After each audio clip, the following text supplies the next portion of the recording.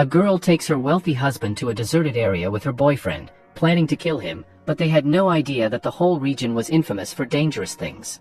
Soon, they all found themselves mysteriously trapped there. The adventurous story begins with a newlywed couple named Scout and Tyler, who are heading to Morocco for their honeymoon. Scout comes from a rich family and always travels in his private helicopter. Tyler, on the other hand, looks like an ordinary girl, but as the story unfolds, it becomes clear that she is a major gold digger. After enjoying the views, they finally arrive in Morocco, where endless deserted landscapes stretch out with no trees in sight. Why they chose this barren place instead of beautiful destinations around the world would soon become clear. Scout and Tyler plan to enjoy their time there, but as soon as they reached their hotel, Scout got busy meeting his business partners, who had come with a good deal. Even though they had a room together, Scout spent the whole day in meetings, breaking his promise to Tyler that he wouldn't work during the trip. Frustrated, Tyler felt ignored and left by herself. At the poolside, while smoking, she kept staring at a man named Travis, who was also staring back at her. It seemed like they knew each other. Soon after, Travis approached her and kissed her, revealing that he was actually Tyler's boyfriend. The two had planned this trip not only to spend time together but also to carry out a secret mission, targeting Scout. The next morning, Scout took Tyler in his car toward an ancient fortress in the middle of the desert. She agreed to go along, and after hours of driving with occasional breaks, they were finally close to the ruins. But suddenly, Scout noticed another car tailing them closely and even trying to ram into his vehicle. That driver was Travis, though Scout didn't recognize him. Believing it to be a local, Scout ignored it and sped up, but Travis kept hitting his car, making the situation extremely dangerous in the remote desert where accidents could be fatal. Trying to save his car, Scout accelerated even more, but in the chaos he lost focus. His car hit a rock, launched into the air, and while landing at high speed, it crashed into a man standing nearby, slamming into his van. Meanwhile, Travis swerved to avoid hitting another person, lost control, and his car flipped over violently, leaving him badly injured. The scene looked like a graveyard, wreckage everywhere, destroyed vehicles, and several lives lost in the disaster. At the same place, a man named Human is shown with handcuffs on his wrists, slowly moving toward a van where the driver was trying to get out. The driver thought Human was coming to help him, but instead Human brutally killed him and took some equipment for himself, making it clear that he was a dangerous prisoner who never hesitated to take lives. In another car, a man named Chun was badly injured in the crash and trapped inside with his wife, Sarah, and their child. The doors were jammed, and they couldn't get out. Nearby, Scout's car was completely wrecked, and both Scout and Tyler were badly hurt. Scout's shoulder was dislocated, so he first tried to fix it, and then he noticed Sarah and her child, rushing to help them. At the same time, Human also reached their location. While Scout managed to get Sarah's child out safely, Human walked over to Chun and, instead of helping him, shoved an iron rod deeper into his body, making it seem like he wanted Chun dead. Human even noticed fuel leaking from their car and lit a cigarette, clearly planning to throw it into the spill. After rescuing Sarah and her child, Scout went to check on Travis, still unaware of who he really was.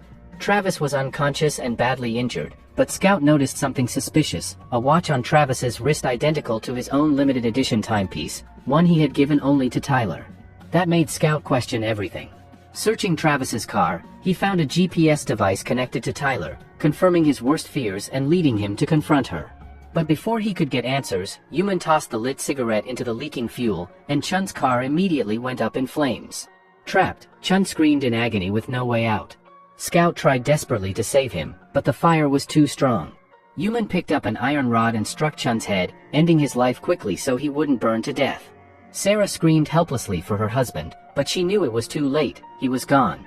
Scout tried to console her, but everyone realized they were trapped in a place with no phone signals, no signs of help, and in a forbidden part of the desert where no one dared to come. The dangers ahead were unimaginable. They would now need survival techniques just to stay alive, yet they had no idea that someone was already watching them from a hill nearby. His name was John, though no one knew who he worked for. Slowly, John began approaching them while Sarah clutched her child tightly, terrified of what would come next. John slowly approached Sarah and asked if her son was okay.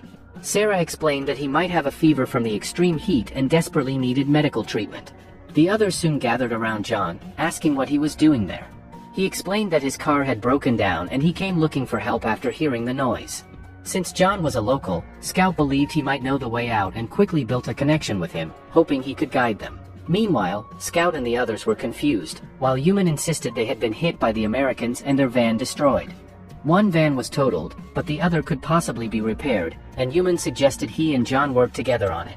John first brought a bucket to place Sarah's baby inside to keep him safe, emphasizing that the child's care was most important. Scout suggested they head to a nearby fortress instead of wandering too far, staying there until rescue arrived. But Sarah was desperate, crying that her child's condition was getting worse and he needed treatment immediately. Scout still had many questions for his wife Tyler, but the critical situation left no room for that. Survival had to come first. John then went searching around the desert for useful supplies, where piles of junk had been discarded. Among the debris he found a large bag, and when he opened it, he was shocked to discover the dead body of a police officer inside. Startled, John carefully searched the bag and found an arrest warrant. The shocking discovery was that the arrest warrant belonged to none other than Human, the very man with them. Reading it revealed the truth. Human was a criminal involved in diamond smuggling, and the dead officer had likely been trying to capture him before Human murdered him in cold blood. Soon after, Human arrived at the scene, so John quickly gathered everything and kept it hidden, even finding a small piece of diamond. When Human asked if he had found anything on the body, John stayed silent.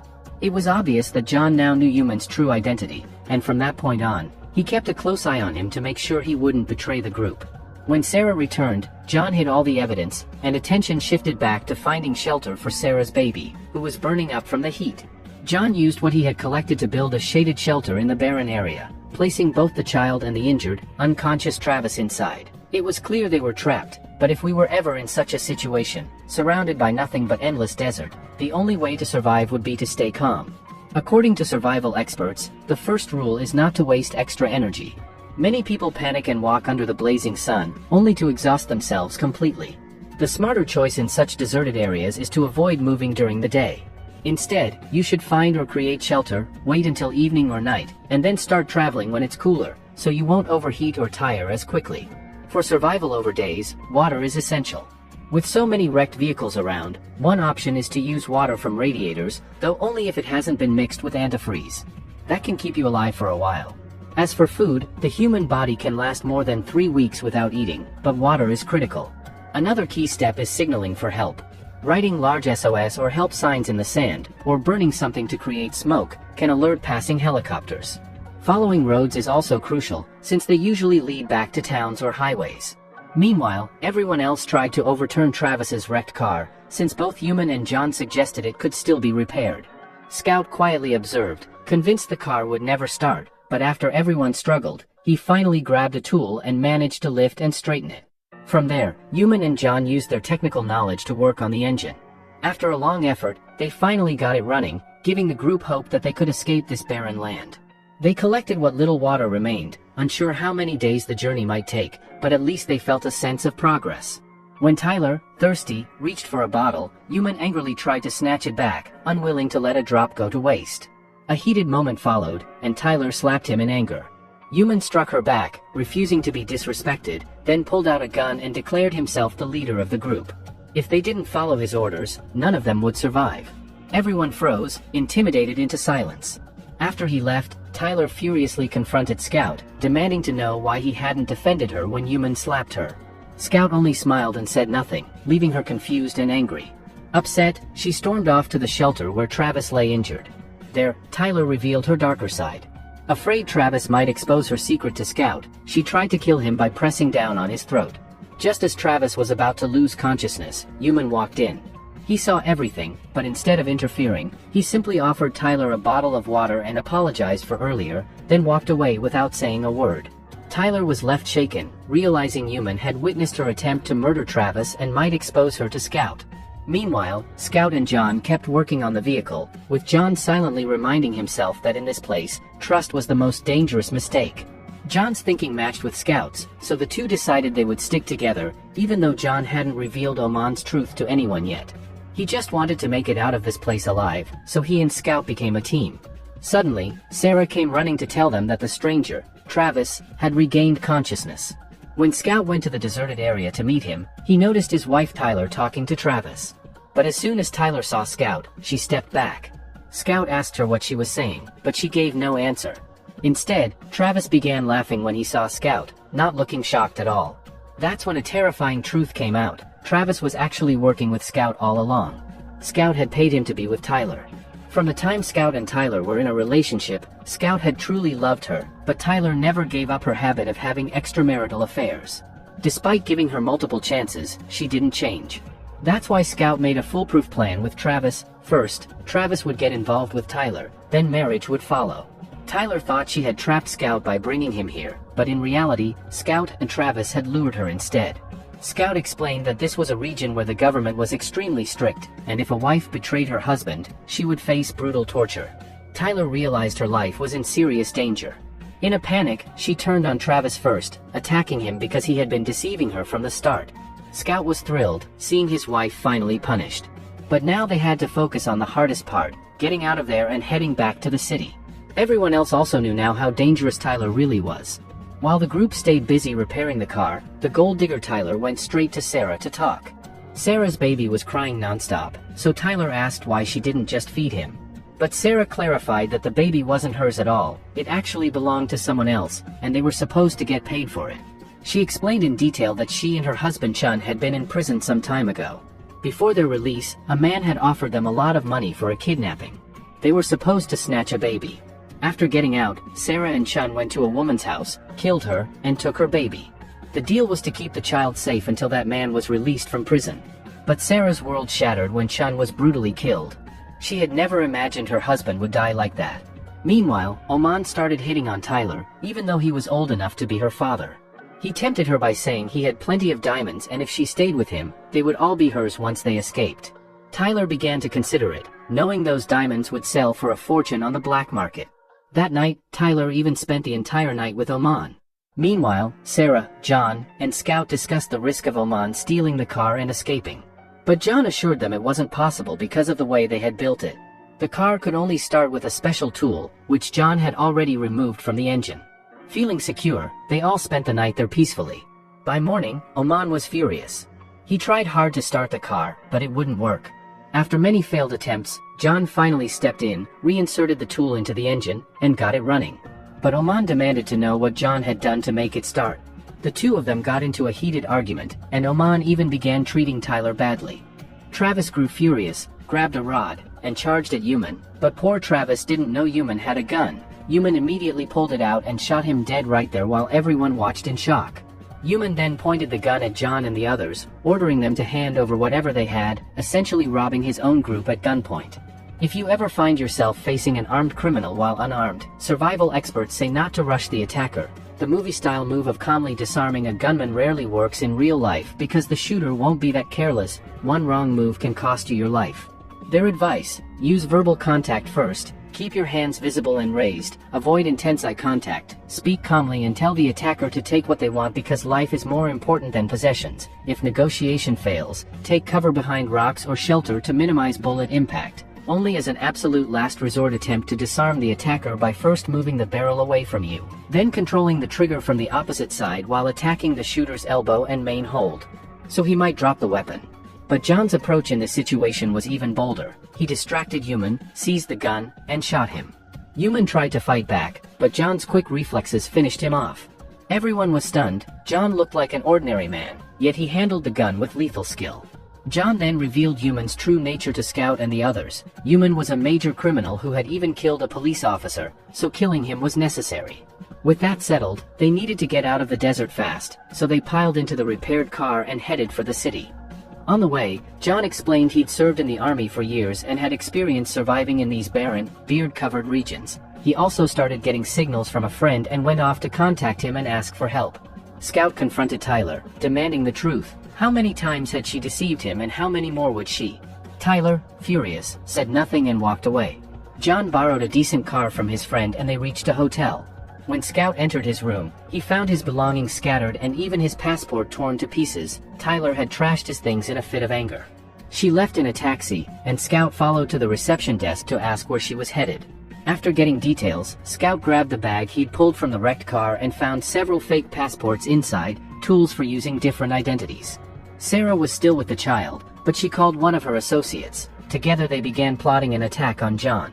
It was clear that Sarah knew John still had the diamond, and her plan was simple: kill him and claim it for herself. Pretending to be friendly, she called John and invited him over for dinner, acting as though she wanted nothing more than to share a warm meal.